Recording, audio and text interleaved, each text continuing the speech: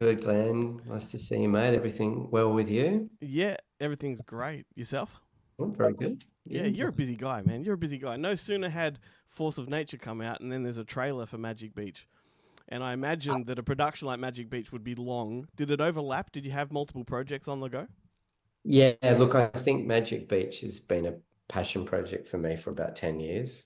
And in my family film genre, Yep. I did Paper Planes about 10 years ago. And it was after that film that I started seriously looking at Magic Beach. That was for primary school. Then I did Blueback for high school. And now I thought, this is my this is my film for preschool for little children. And it's our great book. And I met Alison Lester back then. And every film has its own strange gestation period. I can't work it out. Some films happen quickly, some films take a long time. So it's been bubbling along. And the 10 animations in the film obviously took a few years. Each animator took a few years to do. So yeah, it's just a beautiful synergy of things lining up and all coming together. Yeah. And here we are now releasing the film in the January school holidays. I'm delighted. You can see the hard work in the film, absolutely. But what was it about Magic Beach that drew you to it? How did you first stumble upon the book? Oh, I read the book to my children. They're now 22 and 20 and have both moved home. And I read it to them when they were little kids. And so funny, a agent who represents writers told me a great bit of advice when I was really young. That whenever you read a book to a little baby or a toddler, always say the author. So you should go, when you're about to read the picture book, you go, Alison Lester, Magic Beach by Alison Lester. And they said that you then instill in the children this idea that there's an author, that the book Mm. is, there is a create, and give them a sense that in your life, people create things. But what happened when Kitty was 11, we went and stayed with Alison down at Walkerville, the beginning of the journey on this. And she met Alison, and Alison was like a rock star for her because all her childhood, all these Alison Lester books had been, and and I love that, as a creative person myself. And I think for a lot of Australians, I mean, it's a book that sold 500,000 copies. So it's hard to find a family. In fact, our distributor has three sons and said each one of the sons was given a copy of Magic Beach as a present when they were a baby. So there you go. That is beautiful, and I love that, like saying the author's name because you don't get that with cinema. You don't really kids don't know who made E.T. Until they're much That's right. older. Yeah, who made Toy Story? Yeah, They know Pixar, or they know, I think I'm big on this authorship. It's like if you hear a piece of music you love, yep, go, oh, and then you'll look at who created it and then go down the rabbit hole of their other work. yeah. And so, yeah, We used to have a laugh on our podcast about when Lee Daniels did The Butler. We laughed because it was titled Lee Daniels The Butler, but but it actually instills some history for you. Like you get love it. a look into the production. So it's interesting. We've got the author of this, but we've also got your name. Maybe we could tack your name onto it. Robert Connolly's Magic Beach, along with. I do love the marketing. I love the marketing. This is how big. I mean, Alison Lester and the book Magic Beach is on the $1 stamp at the moment. That's how famous she is. And Incredible. I like the marketing materials come back, and it's like for these premieres and things we're doing, and they go from Alison Lester's Magic Beach in huge letters, and then underneath from the director of Paper Flames, Robert. I love that. I And I love that. thought I've been trumped. Having said that. Alison Lester turned up to the world premiere of Magic Beach at MIF in a pink full-length Hummer, got out of the at the Astor, got out of it, followed by about 20 children. She is a rock star in this world, This and is amazing. and it's a highlight of my career that I got to work with her. She's a friend, and the I book love it. is just so imaginative and it's bonkers. It's Yeah, well, crazy. the movie is too. Like, had you always planned it to be vignettes, like right from the start? I mean, I guess it kind of had to be, but it's very unique from the type of films that you've made before. Was it a daunting project to take on? Yeah, hugely, fun and like Mm. any project, really challenging to work out how to do it. And Alison was really big early on. She said, my books are successful because they trust kids. They Yep. trust their imagination. They don't fill in the blanks. Mm.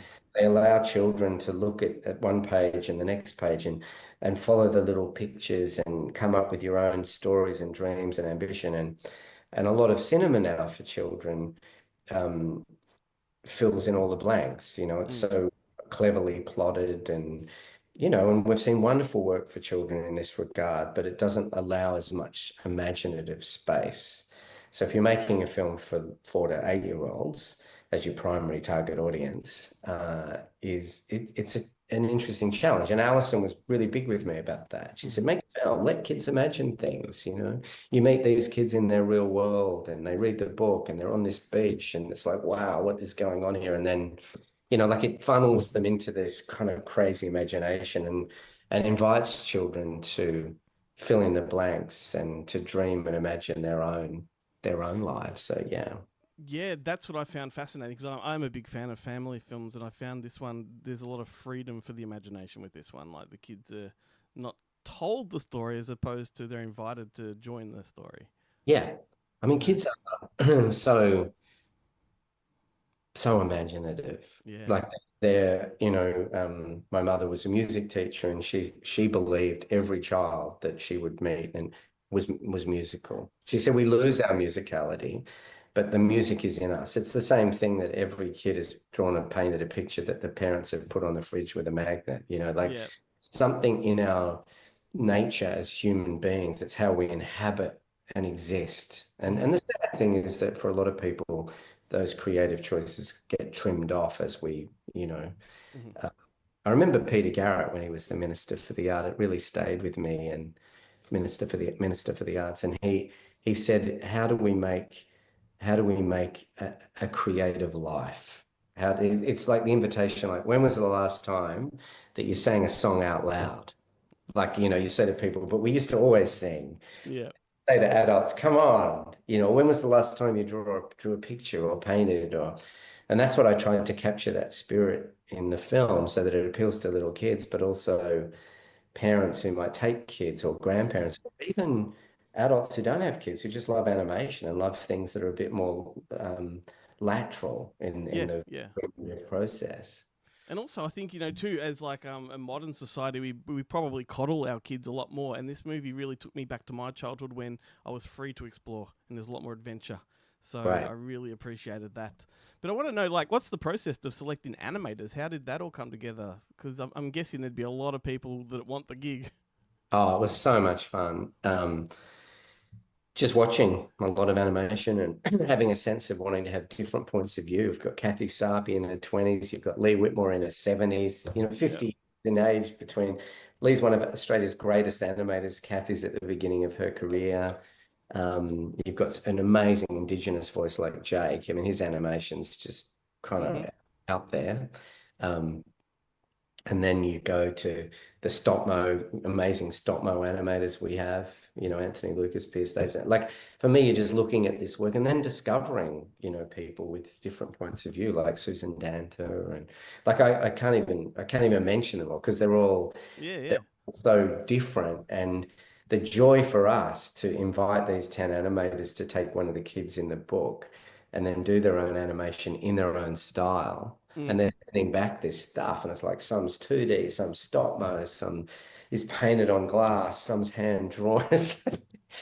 But I think if you don't make a film with great joy and imagination, the work is stilted. Like across my career, it's been the journey to try and find a methodology to make Mm.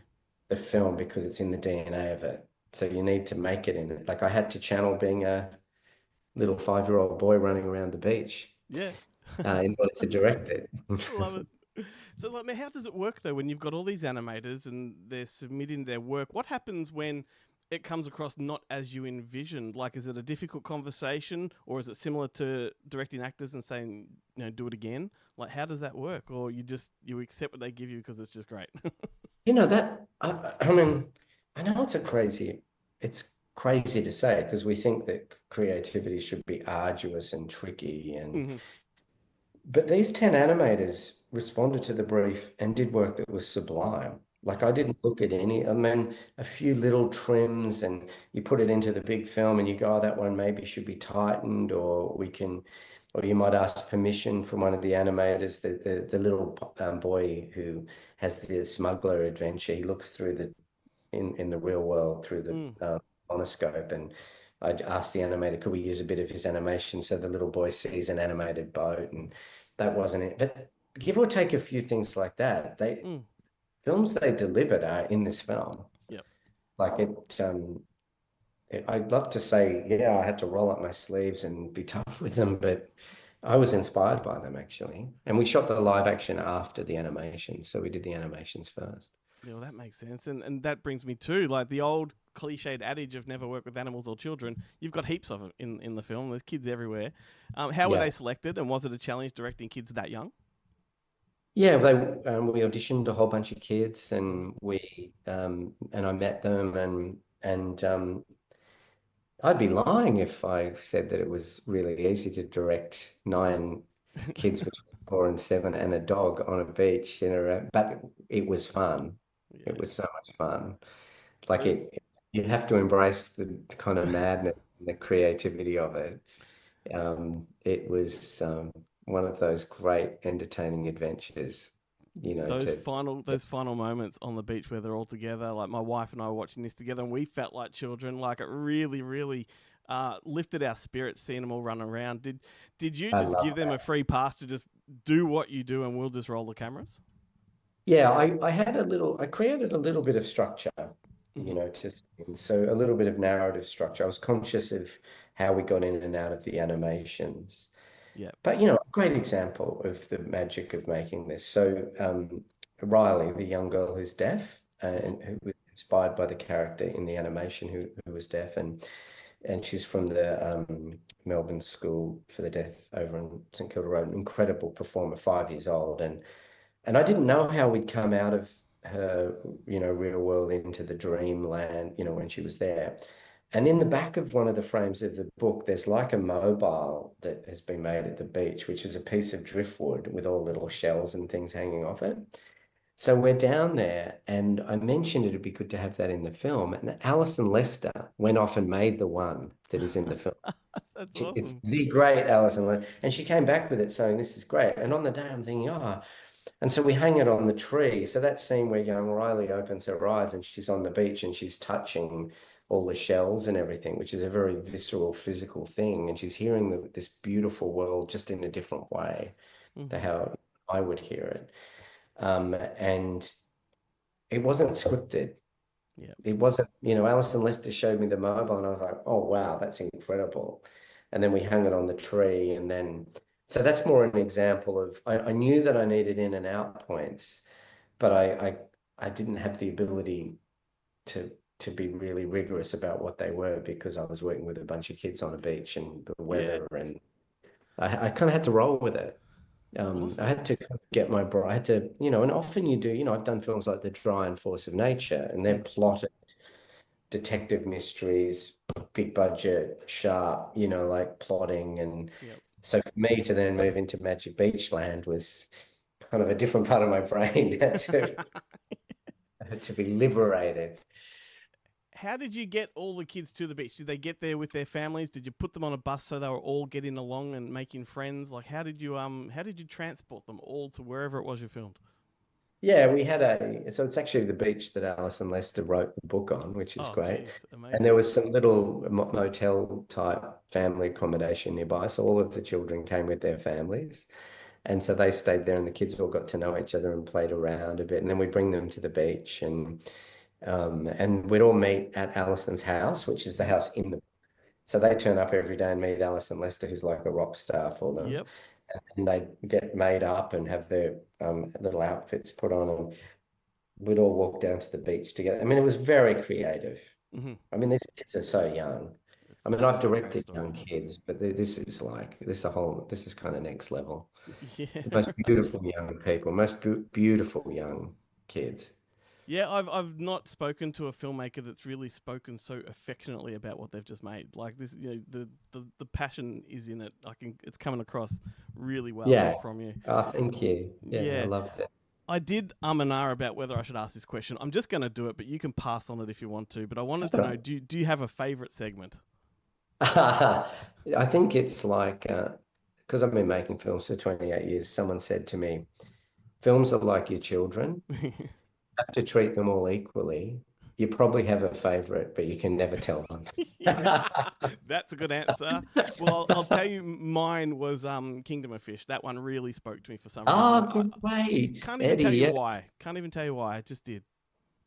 Yes, he was really interesting animator, and he was during COVID when he was doing this. He was trapped in Cartagena actually, and he had to work from the isolation, and that's when he noticed all these door knockers, and he came up with this imagination, and yeah, it's really interesting. I And think Azania, maybe it's because I long for the beach sometimes. I really crave being there. So like having one of these stories take place away from the beach and dreaming of being there, maybe that's what it was. I don't know.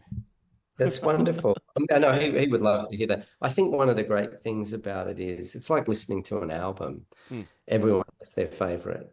Like and I love that. Like a little kid might go, I like the really little kids like Kathy Sarpi's one because it's naughtier, Yes, and then I've had a few little boys love those robot battles, and of they were course. like, oh, God, or and so I think it does have enough. It has a broad, diverse range of points of view and Sure does. emotions and experiences. Slightly older kids love Anthony Lucas, who obviously was Mhm. nominated for an Academy Award for Jasper Morello's animation, and his Smuggler one, Yep. plays slightly older but that's probably the joy of a family going and seeing a film like this, Yeah. that they can all get something out of it. For sure, for sure. My time's just about up, but I just wanted to ask. I did see that your name was attached, if I'm not mistaken, to Memoir of a Snail, which is another amazing film Yeah, that came out this year. thank you. I'm wondering, because of the animation connection there, did Adam Elliott pop his head in on this production to see what was going on and what it was all about? Well, it's really interesting. So Pierce Davison, who did the one with the robot war, the Yep. sandcastle, was one of the lead animators on Memoir of a Snail. All And right. yeah, so Memoir of a Snail being such a beautiful work of stop mo, Certainly is. and that Pierce worked on that, and then came and directed his own chapter of our compendium. So it kept a really nice connection that we had these two very different projects going and bubbling along at the same time. Very, very But cool. memoirs, just a triumphant work of. I agree Yeah, completely. And I spoke to him yeah. recently. He was a good chat too. But no, thank you so much for your time. It's great to catch up with you again, and I hope we can have another chat. I'm sure you've got more Yeah, down we'll the keep in line. touch. I've got coming out in maybe April. We haven't set the date. Is the film that I produced with Nicolas Cage, The Surfer. We definitely should talk about that down the track. I am up for it. Because Absolutely. it's a bit of a bonkers film set in it's a very different visit to the beach to Magic Beach, but but Awesome. that'll be a fun one to talk to you about. But it's always good. So yeah, we'll Yeah, keep in touch. absolutely. Fantastic. All right, I'll let somebody else have a turn. Thanks, mate, and have a good rest of your day. No problems, Glenn. Good to speak. See you, mate. At our beach, at our magic beach. We search in the clear, warm pools,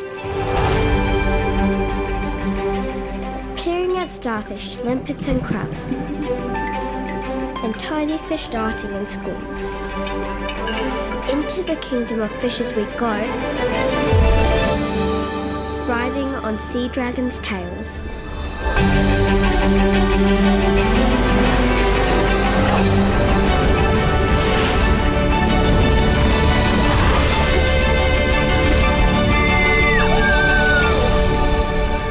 At our beach, at our magic beach.